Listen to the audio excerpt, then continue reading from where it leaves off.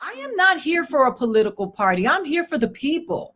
And these parties are filled with public servants who are employed by our tax dollars, and we should be able to hold them accountable, even if they do look like us.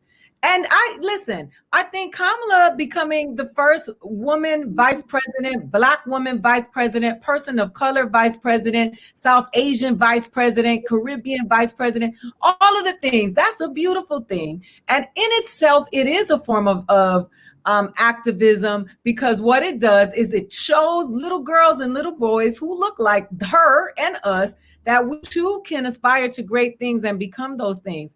And at the same time, we can still hold her accountable and all people in office accountable. What we're not going to do is hold her to a higher moral standard than anybody else, because we like to do that with Black and brown people, and white liberal people love to do that. And that is what I don't stand for. You can hold AOC accountable, Ilhan, Rashida, Ayana, Corey, you can hold Jamal, you can hold everyone accountable, and I'm with that. What you're not going to do is impose the expectation that Black and brown people have to operate to a higher moral standard than all the rest of the motherfuckers in government who've been there forever, operating corruptly since we got here. And that's the thing that I have a problem with. And that is why people come at me saying, so we can't hold AOC accountable. Yes, but your racism, because you're liberal, and you think that because you're liberal that you are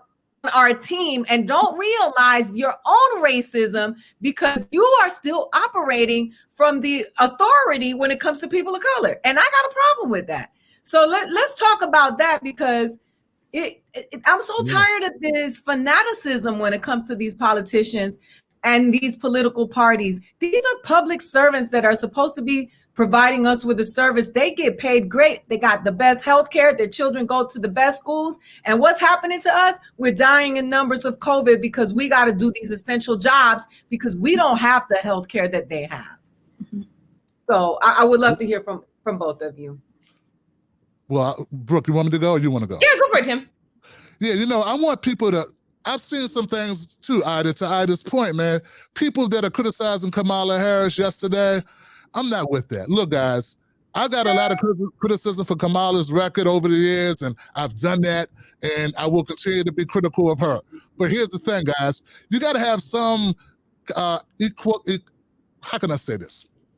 If you don't have the ability to know that to some people, Kamala Harris represents something there. This is a monumental historical moment. You got to have an EQ, there you go, an emotional awareness to realize that this is symbolic of a step that's major. And if you can't decipher that, you can't figure that out, why some women are very proud. There are some women that were crying yesterday or crying when they got sworn in, emotional for them. Some little girls are looking, going, wow, this means something for me. This may change my life. This, look what I can do. These are important symbolic gestures. Now, we can talk about her record and we can do all that stuff, but we got time to do that. But for right now, let these women enjoy this moment. And don't be so quick to to jump in with negative talk. If you're progressive, you should be able to understand, have some type of EQ. I think some people have explicit bias, some people have an implicit bias. Implicit bias, but they don't even know that part of the reason why they're so pissed off is that they got some misogyny, or they got some feelings, some negative feelings about Black people. So look, you gotta look at it for what it is, accept that this is a monumental moment. And if you can't do that, I got a question, just how progressive you are. We'll have time to be critical. Be critical a little bit later. Take a breath. We got time. Grow up. Just a little bit. Yeah, white progressivism, needs a reckoning. It has long needed one. I mean, for some reason, there are a lot of people who feel like they can't possibly be anti-Black because they care about climate change. And tell them, boo. I've long struggled with that. When y'all tried to tell me that me and white supremacist Joe Rogan can stand together under the same tent. I don't know, because it's big, right? And maybe I shouldn't call him white supremacist, but somebody who has said outwardly racist things very recently So them showing their tails on Wednesday was nothing new to me. Yeah, I mean, I feel you. I'm sorry, Ida. I feel Brooke on that. I mean, I've worked with a lot of these white progressives, and they need some issues. They need some sensitivity training. Some of them really do. Just because you want Medicare for all doesn't mean I'm going to overlook that. That you're racist. Doesn't mean that you can't have blind spots, and a lot of you do. So I think it's important that that they take a step back and allow some of us people, to guide them. To be willing to shut up and realize that, you may not know it or not. You could be unconsciously possessing some of these things. Right. Yeah. And even it's fascinating to me that they don't want to check their racism, because if a gay person tells me that I said something homophobic, let me tell you the type of deep inner searching, because I know that the straights are garbage, and I will always know that can possibly be within me, and that I should always be willing to be checked because of how easy it is to move through this world as a straight person. You know what I mean?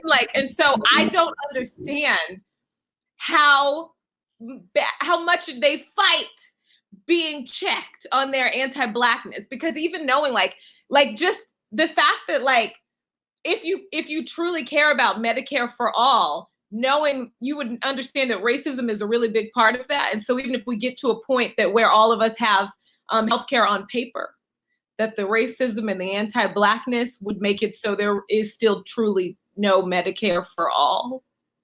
Because you know what I mean? I do.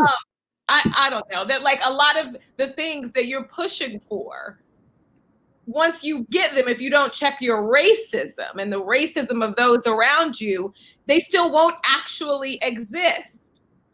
That's right. But, hey, who am I? But, just a Black girl.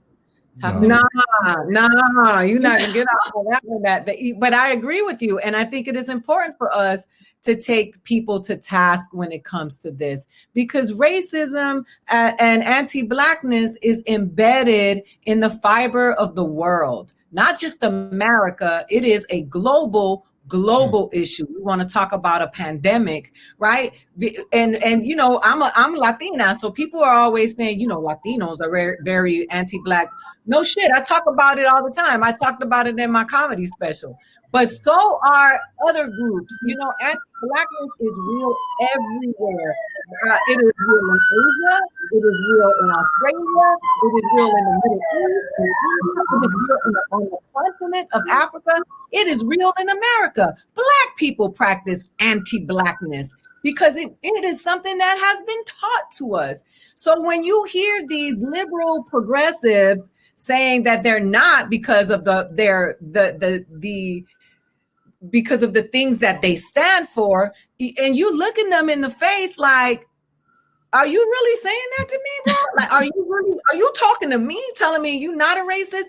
When I know good and well that yes, Obama had problems as a president, just like every other president. But when I hear some of these white guys who hate Obama, I know that their psyche has been cracked a little because a Black man reached some heights that he couldn't possibly believe a Black man could reach. And that, my friend, is racism. And if you don't understand that that's anti-Black, and listen, they hide under the banner that it's because of the cause, right? We really care about Medicare for all. We really. So why are you on this 30-year-old woman's head so hard, but you not stepping to men like that?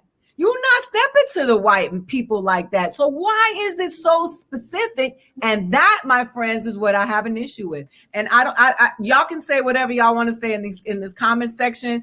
A lot of you white people who are liberal, who really think you're on our side, you will protect your whiteness over my freedom any day. And a true ally will put their privilege down to create equity for others. And if you're not willing to do that, then you miss me with your bullshit and your talking points, because my son still has to worry when he walks about this planet. I want to open it up to the two guests today. You guys let me know what you think.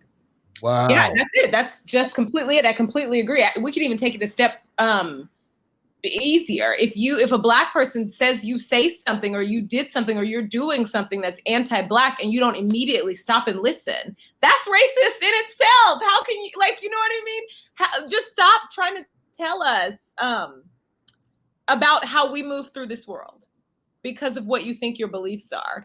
It's so harmful, and I think that people don't want to see themselves as part of the problem when everything about their life is trying to be part of the solution. But, you know, recognize just from jump that you can get it wrong. Yeah. Yeah, and I think we touched on something and we said they don't want to be counted as the people that they don't want to accept blame. Like nobody wants to be called a bigot or a racist or you know that they need work done on themselves. Like nobody wants to admit that, you know. But you have to admit that you're not perfect. And if it is, I'm gonna say if it's implicit, you don't know that you need to work on this. Look, man, if a woman tells me she feels uncomfortable, it's not up to me to decide if she's right or wrong, right? If she says I'm uncomfortable, I'm supposed to say, okay, let me correct myself. Let me find out more information. What am I doing that's making you uncomfortable? You know, what's happened is we're saying, the three of us are saying, hey, we've experienced this in the progressive movement. It's not cool. It feels bigoted. It feels racist. And people are going, no, that can't be. No, that's impossible. No, that's not right. You're wrong. And see, that doesn't make sense to me. That means you're not really an ally. And I shut all that shit down because I say, yo, do you support reparations? And that proves right there. That proves to me right there whether you're a true ally or not. If you start talking about, well, I don't know if we're going to be able to pass it, and I don't know if we can get enough people to go along. Dude, we've been talking about Medicare for all in this country, universal health care for over 100 years. I'm not sure we'll ever be able to get universal health care or Medicare for all here at all. But I'm willing to fight for it because it's the right thing. That's the same attitude you should take for reparations and a Black agenda. There's no reason that America should have Black people who've been in the country 400 years should only own 2% of the country's wealth. There's no way that makes sense. And if you think it does make sense, then you, sir or ma'am, are a bigot. That's it. Because there's no way you can make that make sense in a legal, just, democratic country where there's equality. So there's not equality in this country. We're all jaded by it. We're all experienced white supremacy. We're all affected by it, no matter where you come from, no matter who you are. It's built into the DNA of the country. It's in the cake batter. If you got a piece of the cake, you got some of that in you, and we got to deal with it and address it.